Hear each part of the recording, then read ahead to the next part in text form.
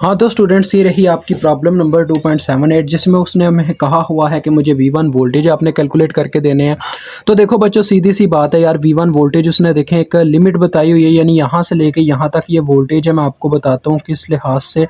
आपने बस sign mention करना है और तरीका वही है बच्चों जो मैंने आपको 76 प्रॉब्लम में समझाया था, यहाँ पे भी समझाऊंगा। ये एरो जहाँ से स्टार्ट हो रहा है वहाँ पे आ गया माइनस का साइन, और जहाँ पे एंड हो रहा है यानी कि इसकी मतलब कि हेड है वहाँ पे पॉजिटिव साइन आ गया। ठीक है जी, तो ये कहानी है। अब बच्चों बात आती है, ये देखें इस वोल्टेज ने, यानी कि जो वोल्टेज हमने फाइंड आउट करने हैं, इसने किन रेजिस्टर्स को घेरा हुआ है, यानी कि वो इन दो रेजिस्टर्स को घेरे हुए है। वो कहता है कि इन दो के क्रॉस मेरे कुछ वोल्टेज है भाई, मुझे वो फाइंड आउट करके दें। तो उसके लिए हमें क्या चाहिए होगा, देखो बच्चों, किसी भी रेजिस्टर के क्रॉस उस वक्त वोल्टेज क्रिएट होते हैं या वोल्टेज ड्रॉप आता है जब उसमें से करंट गुजरता है। और जबकि हमें यही नहीं पता कि इस पूरी यानी कि सोर्स में जो टोटल करंट है वो कितनी है, हमें यही नहीं पता, हम इतने में ही फंसे हुए हैं। तो बच्चों देखो, यहाँ पे मुझे यहाँ पे साफ नज़र आ रहा है कि यहाँ पे बैटरी लगी हुई है 24 वोल्ट की। उसको जब कनेक्ट करवाया जाता है तो इसमें करंट फ्लो करना स्टार्ट कर देता है। तो सबसे पहले मुझे ये पता होना चाहिए कि इसमें करंट कितना फ्लो करता है, क्योंकि बैटरी पे कभी बच्चों करंट डिपेंड नहीं करती, करंट हमेशा डिपेंड करती है आगे ज़रूरत कितनी है हमारे सर्किट को। ठीक है, तो डेट्स वाई मैं रेजिस्टेंसेस, टोटल रेजिस्टेंस निकालूंगा, फिर ओहम्स लॉ की मदद से हम ये काम करेंगे। देखें बच्चों, आओ स्टार्ट करते हैं। दो रेजिस्टर के दरमियान जब एक टर्मिनल कॉमन हो तो वो सीरीज में होते हैं, और अगर उनके दरमियान अपर और लोअर टर्मिनल दोनों कॉमन हो तो वो क्या होते हैं, पैरेलल में होते हैं। तो देखो बच्चों, ये 6 ओहम और 4 ओहम के दरमियान सिर्फ एक टर्मिनल कॉमन है, तो लिहाजा ये दोनों क्या हुए जी, ये सीरीज में हुए। तो और देखो दूसरा 4 ओहम का यहाँ पे इस वायर के साथ अटैच है, 6 ओहम का उस वायर के साथ अटैच है, लिहाजा इनका सीरीज पहले निकाल लेते हैं। तो R1 के नाम से निकालेंगे, तो ये देखो बच्चों, ये आ जाएगा 6 + 4 which is equal to 10 ohm. अब देखो बच्चों, जब ये 10 ओहम आएगा तो इस तरह से ये वायर लग जाएगी ऐसे।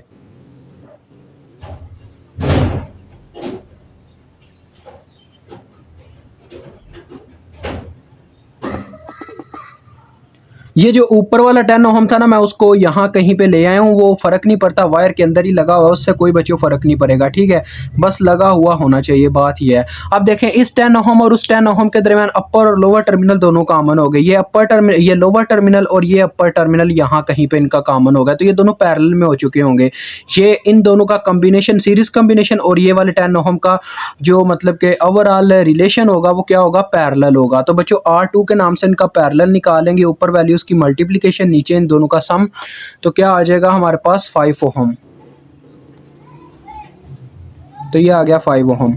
अब मैं सर्किट को रीड्रा करता हूँ, जहाँ जहाँ मुझे सर्किट को ड्रा करने की ज़रूरत है वहाँ वहाँ मैं उसे ड्रा करता जाऊँगा। तो सबसे पहले जी हम बैटरी को ड्रा करते हैं। देखें, ये 5 ओहम लगा हुआ है, यहाँ पे हमारी 24 वोल्ट की बैटरी है।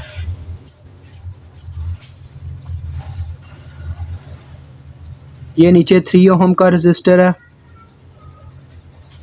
और यहाँ पे जी हमारा 8 ओहम का एक रजिस्टर लगा हुआ है। और इसके आगे अभी अभी हमने बच्चों क्या किया है जी, हमने इतने सर्किट को सॉल्व किया। देखें ज़रा, मैं आपको ये दिखाने के लिए समझा रहा हूँ, बाकी यहाँ पे आपने ये निशान लगाने नहीं है। इतना सर्किट हमने सॉल्व करके एक रजिस्टर लेके आए हैं, इतना सर्किट। तो क्या वो रेजिस्टेंस आई है जी, वो रेजिस्टेंस हमारे पास आई है 5 ओहम। तो ये आ गया 5 ओहम, और नीचे एक रजिस्टर ऑलरेडी लगा हुआ था 3 ओहम का। This is 3 ohm, this is 5 ohm. ठीक हो गया बच्चों। अब देखें बच्चों, ज़रा गौर कीजिए, यहाँ पे ये देखने को नज़र आ रहा है कि चलो यार उस चीज़ को बाद में समझाऊंगा, क्योंकि यार अभी आप वो ना रिलेशनशिप समझ नहीं पाएंगे, वो बाद में करते हैं, उसको छोड़ो अभी। ठीक है, तो देखो अभी इस 5 ओहम और इस 3 ओहम के दरमियान एक टर्मिनल तो यहाँ पे कॉमन हो रहा है, दूसरा टर्मिनल दोनों का डिफरेंट साइड पे कनेक्टेड है, दैट्स वाई ये दोनों भी सीरीज़ में हुए। तो R3 के नाम से इन दोनों का सीरीज़ निकाल लो, 5 + 3 क्या आ जाएगा बच्चों, 8 ओहम। अब बात आती है, जब ये 8 ओहम का रजिस्टर बच्चों आएगा इस तरह से, कुछ देखना ज़रा गौर से, ये इस तरह से 8 ओहम का रजिस्टर आया होगा, और उसके बिल्कुल ऐसे पैरेलल में 8 ओहम का ये वाला रजिस्टर लगा होगा। ठीक है, तो ये दोनों क्या हुए बच्चों, ये दोनों आपस में हुए पैरेलल, क्योंकि इनका अपर और लोअर टर्मिनल कॉमन हो गया। ठीक है, डेट्स वाई ये दोनों हो गए पैरेलल, और पैरेलल में क्या होता है, ऊपर वैल्यूज़ की मल्टीप्लिकेशन, नीचे सम हो जाता है। और माजरत, ये आपको ब्राइटनेस का इशू आ रहा था, मैंने गौर नहीं किया। हाँ तो बच्चों अब मुझे उम्मीद है कि आपका वो मसला जो है ब्राइटनेस का वो ज़्यादा हद तक तो हल हो ही चुका होगा। ठीक है, अब आपको ठीक नज़र आ रहा है। तो जैसा कि मैं बता रहा था इन दोनों का पैरेलल कॉम्बिनेशन हो गया। फिर तो पैरेलल कॉम्बिनेशन निकालेंगे किस तरह से जी, R4 के नाम से 8 मल्टीप्लाई बाई 8 और 8 प्लस 8, वही चीज़ ऊपर मल्टीप्लिकेशन नीचे सम, तो ये आ जाएगा बच्चों 4 ओहम। अब देखें लास्ट सर्किट जो हमें मतलब कि टोटल करंट बताएगा वो इस तरह से बनेगा। देखें 5 ओहम, ये बैटरी लगी हुई थी। हाय मेरी पेंसिल मेरा साथ ना भी छोड़ना, अभी बहुत टाइम बाकी है तेरा। 24 वोल्ट की बैटरी बच्चों, ये 3 ओहम का रजिस्टर आ गया और इतना सर्किट हमने कट करके पीछे सॉल्व कर दिया हुआ है।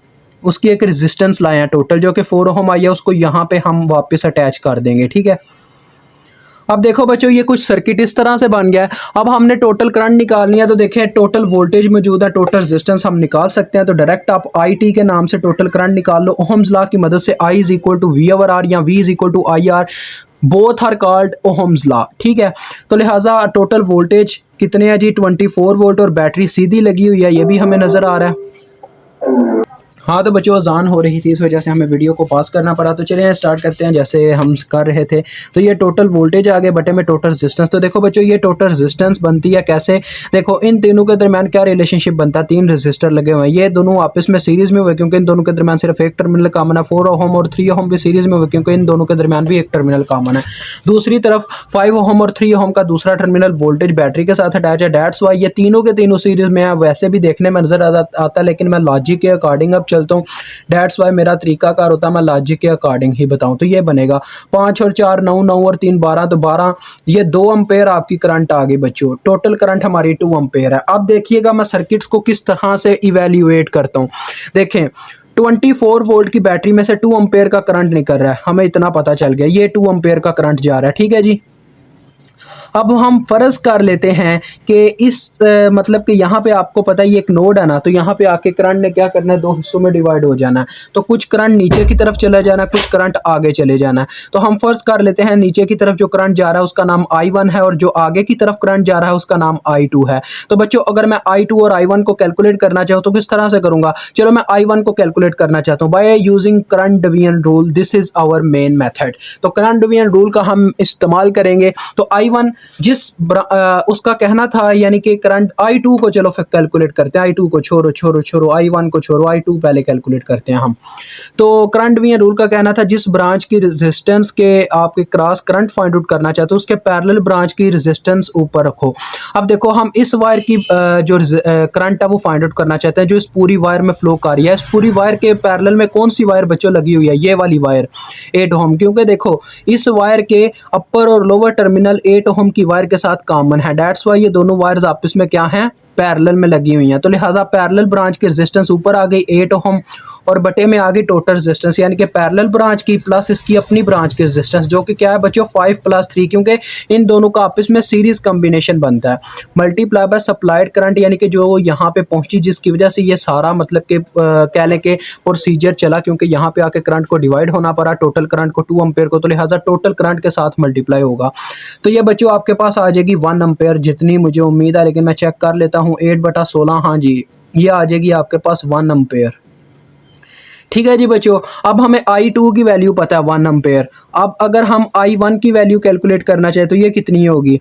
I1 को कैलकुलेट करने के लिए आप KCL लगा सकते हैं। KCL इस नोड के ऊपर लगेगा, अप्लाई KCL एट नोड 1। तो KCL का कहना था बच्चों the sum of entering current is equal to sum of leaving current, यानी वो कहता था कि जितना करंट बाई एंटर होता है उतना ही लीव करता है। दैट्स वाई हम यहाँ पे भी वही फॉलो करेंगे। 2 एम्पेयर देखो एंटर कर रहा है, बाकी दोनों करंट्स लीव कर रहे हैं, तो दूसरी तरफ आ जाएगा I1 + I2। I2 की मैं वैल्यू ना पुट कर दूं जो कि 1 आई है, तो लिहाजा I1 भी आपके पास क्या आ जाएगा 2 - 1 होके 1 एम्पेयर आ जाएगा।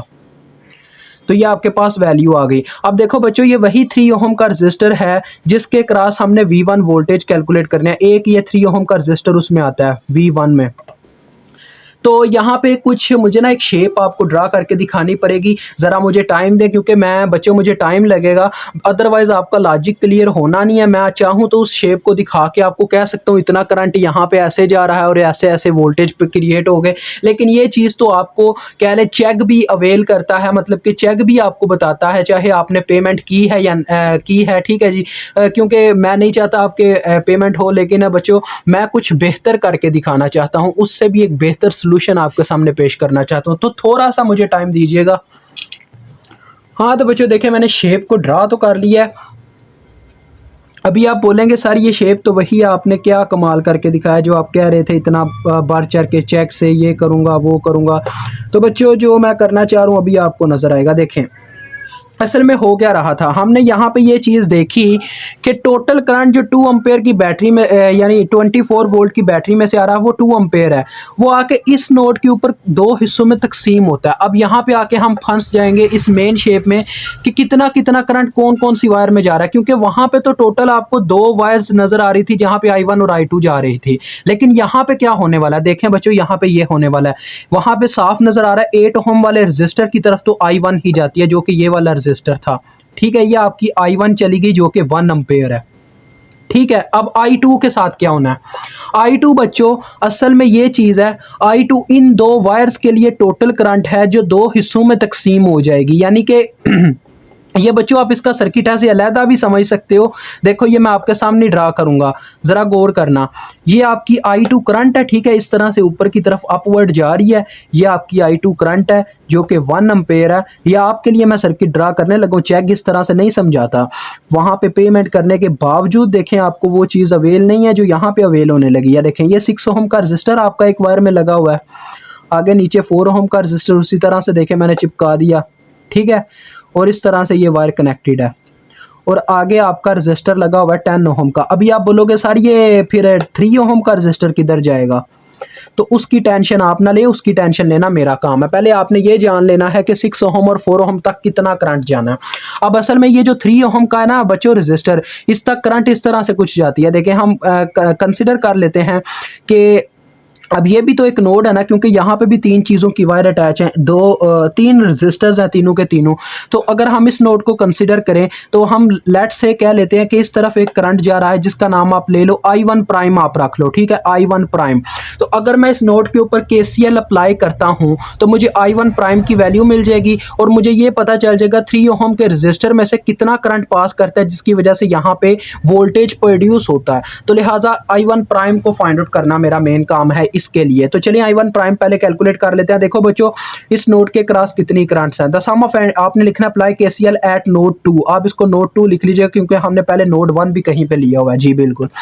तो नोड 2 के ऊपर जब KCL अप्लाई किया तो इसके अंदर एंटरिंग करंट कौन सी है, सिर्फ I1 इसके अंदर बच्चों देखो एंटर कर रही है, बाकी दोनों करंट्स बाहर जा रही हैं। दोनों करंट्स कौन सी सर, आप यही कहोगे, तो एक तो I1 प्राइम हो गई हमारी, दूसरी करंट है बच्चों ये जो ऊपर करंट देखें, ये इस तरह से करंट इस बैटरी में से जा रही है ना, अपवर्ड लीव कर रही है 2 एम्पेयर का करंट जो कि लीविंग करंट में 2 प्लस हो जाएगा।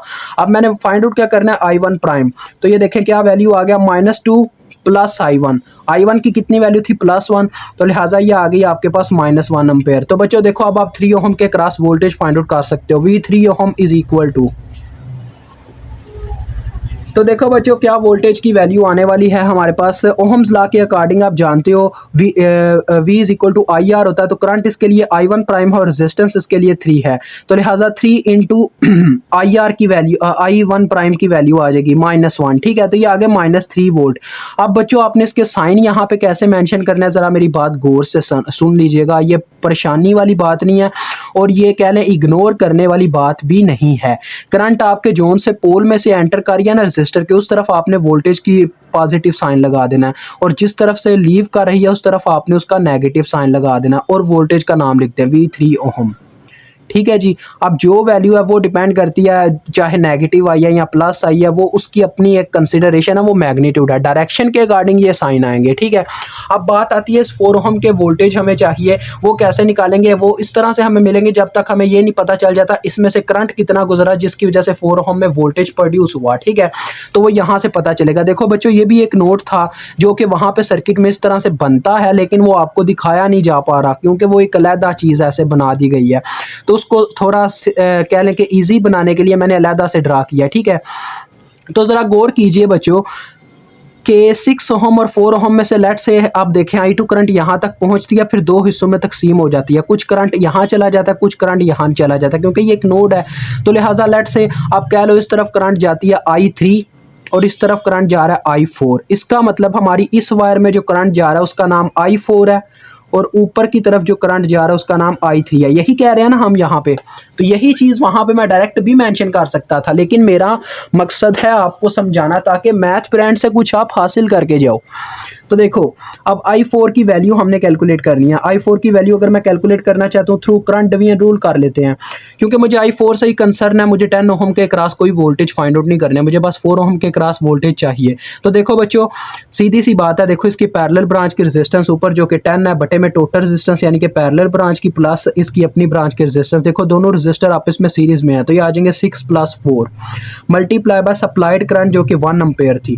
तो लिहाजा ये क्या आ रहा है 10⁻20, तो ये आ जाएगी 0.5 एम्पेयर। तो इसकी वैल्यू हमें मिल गई I4 की। अब देखो बच्चों I4 जो है वो इस तरह से चलती चलती 4 ओहम के इस पोल में से एंटर करती है। लिहाजा 4 ओहम के क्रॉस जो वोल्टेज आएंगे उनका पॉजिटिव पोल इस तरह से ऊपर होगा और नेगेटिव पोल नीचे होगा। अब देखते हैं वो कितने वोल्टेज आते हैं। देखो वहाँ पे भी ओहम्स लॉ लगने लगा, V4 ओहम हम कैलकुलेट करने लगे। यहाँ पे नाम लिख दो V4 ओहम, ठीक है जी। ये मैंने V4 ओहम लिख दिया वहाँ पे। तो V4 ओहम देखो बच्चों रेजिस्टेंस कितनी है 4, करंट कौन सी है I4, तो क्या वैल्यू आ जाएगी 4 × 0.5 और ये आ जाएगा 2 वोल्ट। तो इसकी वैल्यू 2 वोल्ट आ गई। अब हम V1 कैलकुलेट कैसे करेंगे? देखो बच्चों सीधी सी बात है, ये मैंने पहले भी समझाया था। जिस तरफ वोल्टेज को आपने अगर आपको इस तरह से वोल्टेज मेंशन करके दिए गए हो ना, तो आपने पता कैसे चलना स्टार्ट करना है। जिस तरफ उसका पॉजिटिव पोल है ना उस तरफ से आपने चलना स्टार्ट कर देना और नेगेटिव पोल तक पहुंचना है। देखें V1 = मैं इसके पॉजिटिव पोल से चलना स्टार्ट करता हूँ, इस तरफ से मैं करंट को फ्लो करवाता हूँ, तो करंट इसके पॉजिटिव पोल में एंटर करती है V4 ओहम के, तो ये आगे प्लस V4 ओहम। मजीद आगे बढ़ता हूँ तो करंट इसके नेगेटिव पोल में एंटर करती है V3 ओहम के, तो ये आ गया -V3 ओहम।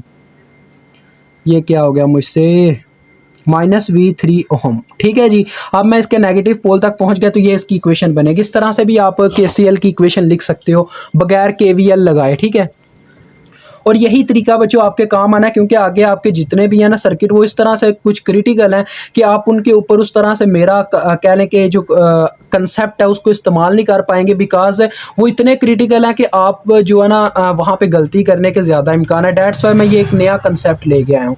तो देखो V4 ओहम हमारे पास कितना आया 2 माइनस इंटू V3 ओहम हमारे पास कितने आए थे, ये हमने कैलकुलेट किए थे। कहाँ पे आए ये V3 ओहम -3 आए थे, तो ये आ जाएगा 2 + 3 which is equal to 5 volt. लें जी आपका क्वेश्चन सॉल्व है। मुझे उम्मीद है आपको समझ आ गई होगी।